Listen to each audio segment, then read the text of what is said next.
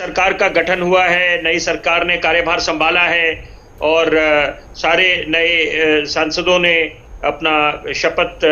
ली है। तो यहाँ पर अब यही बात है कि शपथ एक क्या संकल्प लिया था। अगर हम मोदी सरकार की बात करें कि हिंदुस्तान को आत्मनिर्भर भी बनाना है, महाशक्ति बनाना है, और अगर अर्थव्यवस्था वर्तमान के दौर में 5वें पटल पे है तो आने वाले वक्त में तीसरे स्थान पर लेके आना है। तो यहाँ पर आज जो राष्ट्रपति जी का अभिभाषण था वो उन्होंने, क्योंकि ये तो एक रिवायत सी चलती आई है कि जब भी नए सरकार का गठन होता है तो जो राष्ट्रपति है वो सरकार की उपलब्धियां आगे रखते हैं जनता के सामने और जो सांसद हैं उनके सामने। तो यहाँ पर 10 वर्षों की उपलब्धियां जो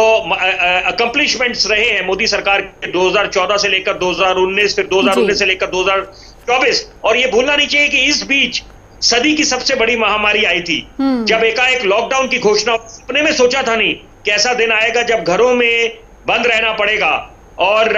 यहाँ पर आप सोचिए पूरे देशवासियों ने तपस्या करी, और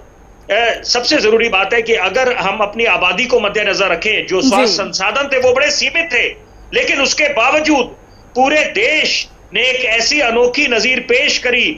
जिससे पूरा विश्व आने वाले दशकों में, सदियों में प्रेरणा लेगा। तो यहाँ पर इन सब बातों का उल्लेख हुआ कि कैसे मुफ्त राशन दिया गया, और सबसे बड़ी बात है कि 3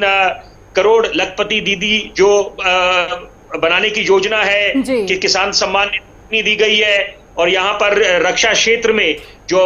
सरकार की महत्वाकांक्षी योजनाएं हैं, make in India, skill India, digital India, उस पर अमल हो रहा है। सबसे बड़ी बात है कि यहाँ पर आप अपनी अर्थव्यवस्था को भी बल दे रहे हैं, और जो सरकार का नारा है वोकल फॉर लोकल, स्वदेशी अपनाना है, आत्मनिर्भर बनना है, तो यहाँ पर उसकी तरफ मोदी सरकार ने बहुत अच्छे कदम उठाए हैं, जो नए रिफॉर्म्स लिए हैं। पहले भूलना नहीं चाहिए कि यूपीए के कार्यकाल में प्लानिंग कमीशन हुआ करता था, उसके बाद नीति आयोग का गठन हुआ, तो यहाँ पर नई नींव रखी गई। और उसके बाद ये बात बड़ी जरूरी है, क्योंकि ये अगर हम लोग इस बात का उल्लेख नहीं करते तो लगता है चर्चा अधूरी रह जाएगी, क्योंकि आपातकालीन का जो दौर था, जो एक काला अध्याय था हिंदुस्तान के इतिहास में 1975 से लेकर 77 जी, यहाँ पर ऐसी तमाम बातें हैं जिसका आज जिक्र करा गया है। तो यही बात है कि it was all on the expected line.